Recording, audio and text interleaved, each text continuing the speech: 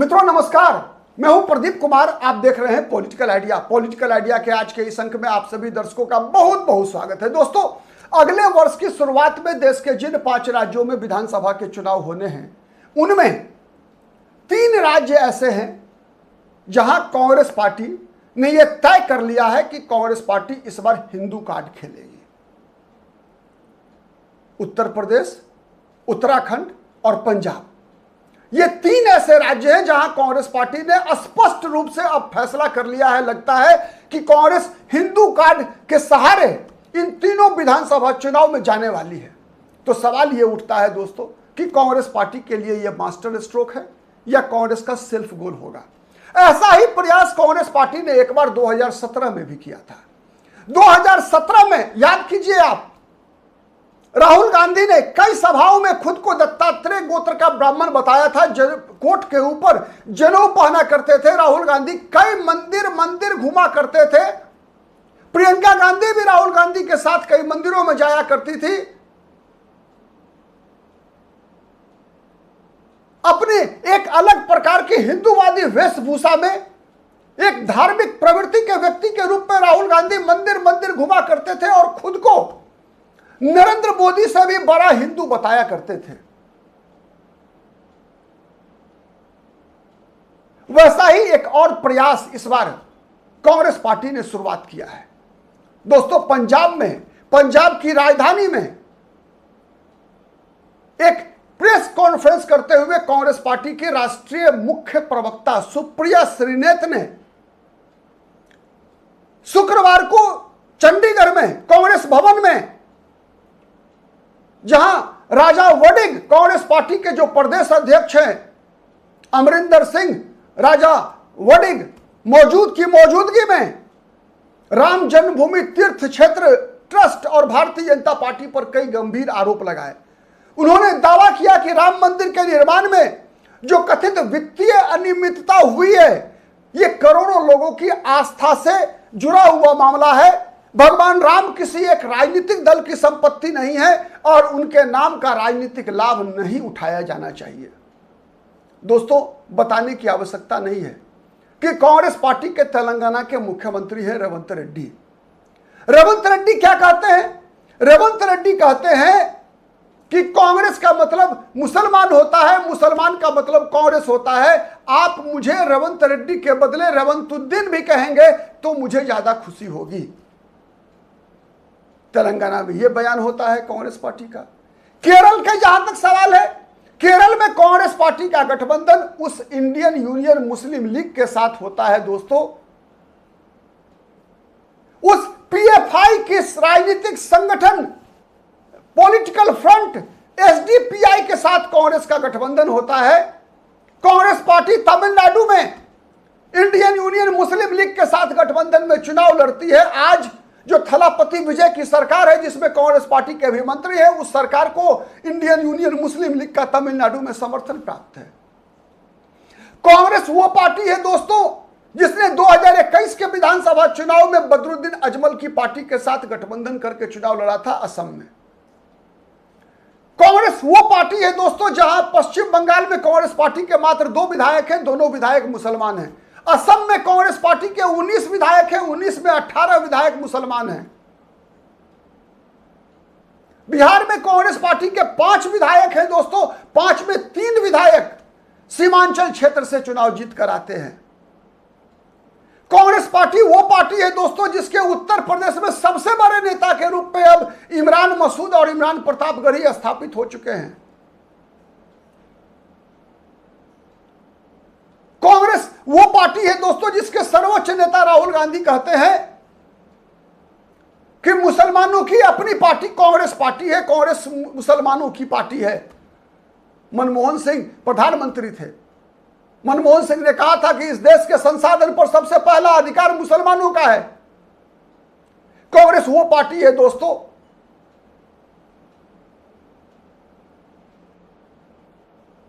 तो क्या कांग्रेस पार्टी का ये हिंदू आस्था का मामला, कांग्रेस पार्टी का खुद को सनातन का अलंबरदार होने का मामला, क्या कांग्रेस पार्टी को राजनीतिक लाभ पहुंचा पाएगा? ये बड़ा सवाल है। यह बड़ा सवाल है दोस्तों, जिस सवाल का जवाब 2017 में मिला था, तब जब मंदिर मंदिर राहुल गांधी घूम रहे थे।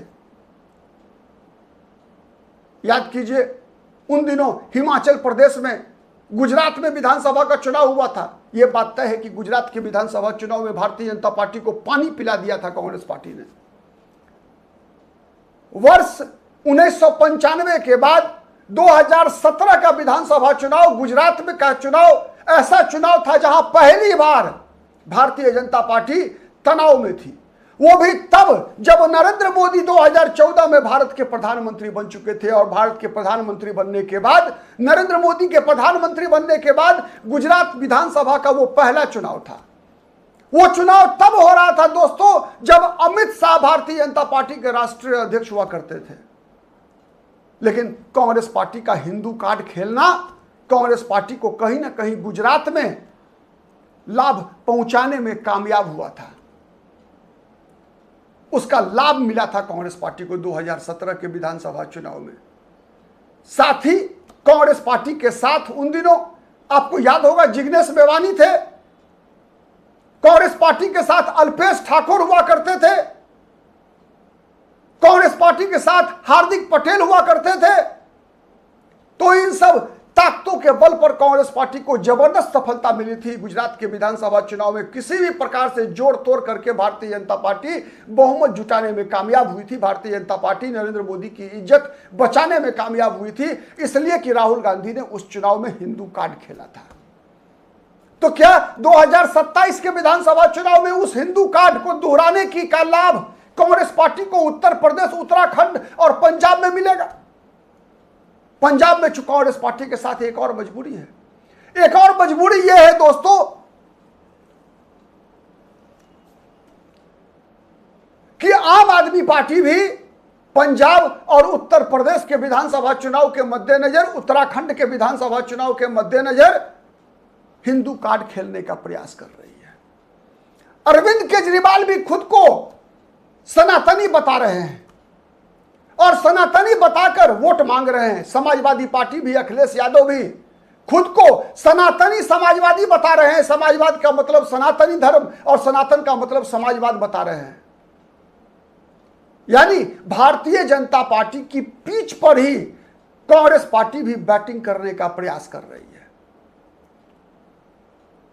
तो सबसे बड़ा सवाल यही है दोस्तों कि 2027 का विधानसभा चुनाव जब भारतीय जनता पार्टी योगी आदित्यनाथ के नेतृत्व में उत्तर प्रदेश में लड़ रही होगी, पुष्कर सिंह धामी के नेतृत्व में उत्तराखंड में विधानसभा चुनाव लड़ रही होगी, और पंजाब में भारतीय जनता पार्टी का प्रयास है इस विधानसभा चुनाव में कि किसी भी कीमत पर कांग्रेस पार्टी को दूसरे नंबर से तीसरे नंबर पर धकेला जा सके।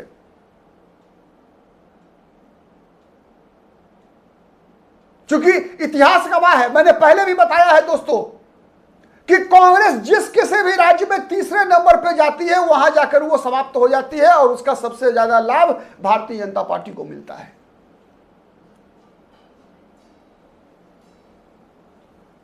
और इसीलिए ये विधानसभा चुनाव 2027 का विधानसभा चुनाव, विशेषकर ये जो 5 राज्य और फिर 2027 के उत्तरार्ध में जिन 2 राज्यों गुजरात और हिमाचल प्रदेश में चुनाव होना है, अगर कुल मिलाकर हम देखें दोस्तों तो 2027 में 7 राज्यों में विधानसभा के चुनाव होने हैं। इन 7 राज्यों में गोवा, जहां हिंदू कार्ड कांग्रेस पार्टी को नुकसान करेगा, क्योंकि कांग्रेस का जो अस्थायी वोटर बैंक है वहां वो ईसाई वोटर है। मणिपुर एक ऐसा राज्य है दोस्तों जो हिंसाग्रस्त है, वहां भी कांग्रेस पार्टी की सबसे बड़ी ताकत वहां कुकी आदिवासी ईसाई मतदाता है कांग्रेस पार्टी के लिए। तो एक तरफ गोवा, मणिपुर में समीकरण को साधना, वही कांग्रेस पार्टी के लिए चुनौती पंजाब में भी है। पंजाब में कांग्रेस पार्टी को पता है कि केवल हिंदू कार्ड के सहारे कांग्रेस का बेड़ा पार नहीं होगा। इसीलिए कांग्रेस पार्टी ने वहां गुरु नानक देव के विषय को भी वहां कांग्रेस पार्टी ने उठाया है।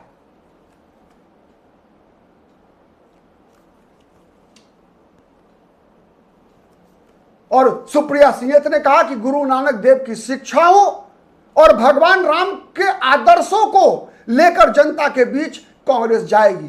कांग्रेस पार्टी ने सुप्रिया सुलेत ने सतलज फिल्म, जो दोसांझ की फिल्म है,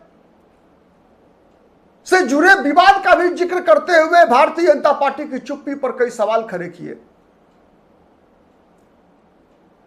सुप्रिया सुलेत ने भारतीय जनता पार्टी पर, राष्ट्रीय स्वयंसेवक संघ पर आरोप लगाया कि राम मंदिर ट्रस्ट का गठन ऐसे लोगों के साथ किया गया जो भाजपा और राष्ट्रीय स्वयंसेवक संघ से जुड़े थे। उन्होंने यह भी दावा किया कि ट्रस्ट को जानबूझकर सूचना के अधिकार आरटीआई के दायरे से बाहर रखा गया, जिससे पारदर्शिता पर सवाल खड़े होते हैं।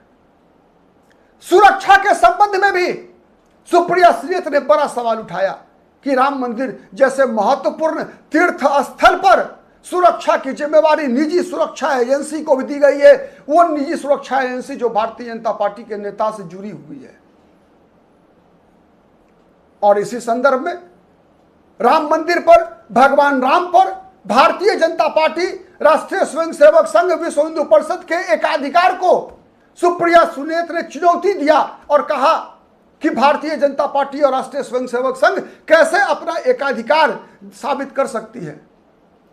भारतीय जनता पार्टी के लोग, राष्ट्रीय स्वयंसेवक संघ के लोग नकली हिंदू हैं, यह सवाल खड़ा किया सुप्रिया सुलेत ने। तो दोस्तों, जब चुनाव आता है तो केवल आरोप एक तरफा नहीं होते हैं, दो तरफा होते हैं। सवाल भारतीय जनता पार्टी भी तो पूछेगी कांग्रेस पार्टी से। सवाल यह पूछा जाएगा कि 2019 के लोकसभा चुनाव से पहले कपिल सिब्बल ने सुप्रीम कोर्ट में यह क्यों कहा था कि अदालत का फैसला चुनाव से पहले नहीं हो, जिससे कि भारतीय जनता पार्टी को इसका लाभ मिले। यहां तक कि भगवान राम के अस्तित्व को ही कांग्रेस पार्टी ने अदालत में चुनौती दिया था, कहा था कि भगवान राम एक काल्पनिक पात्र है। कांग्रेस पार्टी और कांग्रेस के सहयोगी दलों ने राम मंदिर, राम जन्मभूमि, राम मंदिर, राम जन्म स्थान पर मंदिर के निर्माण का विरोध किया था। याद होगा दोस्तों, जब कांग्रेस की सरकार थी, पीवी नरसिम्हा राव प्रधानमंत्री थे, उन्हीं दिनों बाबरी मस्जिद का विध्वंस हुआ था। नरसिम्हा राव ने वादा किया था कि कांग्रेस पार्टी बाबरी मस्जिद का पुनर्निर्माण कराएगी। तो ऐसे कई सवाल हैं, ऐसे कई सवाल हैं। राहुल गांधी के कई बयान हैं, कांग्रेस पार्टी के नेताओं के कई बयान हैं। भगवा आतंकवाद का मामला है, हिंदू आतंकवाद का मामला है, जिसके कई आरोप कांग्रेस के नेताओं पर हैं। कांग्रेस के सहयोगी समाजवादी पार्टी के नेताओं पर, मुलायम सिंह यादव पर, अखिलेश यादव पर, रामगोपाल यादव पर कई आरोप हैं। कई उनके इतिहास में दिए हुए बयान निश्चित रूप से भारतीय जनता पार्टी के नेता चुनाव में कोट करेंगे। और मोदी और योगी के नेतृत्व में भारतीय जनता पार्टी निश्चित रूप से कांग्रेस पार्टी के जो ये हिंदू कार्ड है, इस कार्ड को कहीं ना कहीं कालनेमी की भूमिका से जोड़ने का प्रयास करेंगे। तो ऐसी परिस्थिति में आपको क्या लगता है कि कांग्रेस पार्टी के लिए कहीं यह सेल्फ गोल तो नहीं हो जाएगा?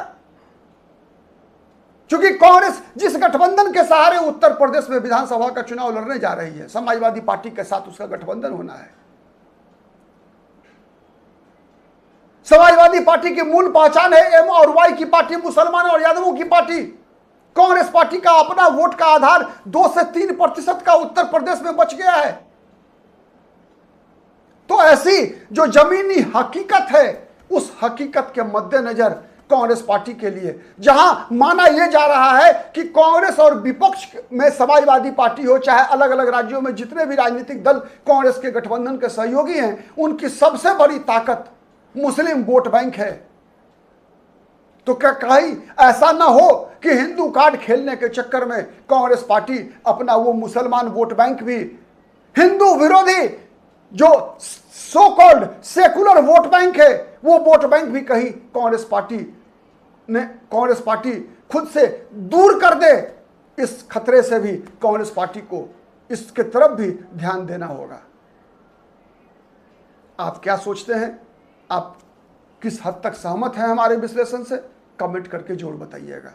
आज के लिए इतना ही, फिर मुलाकात होगी किसी अन्य मुद्दे पर। तब तक के लिए नमस्कार।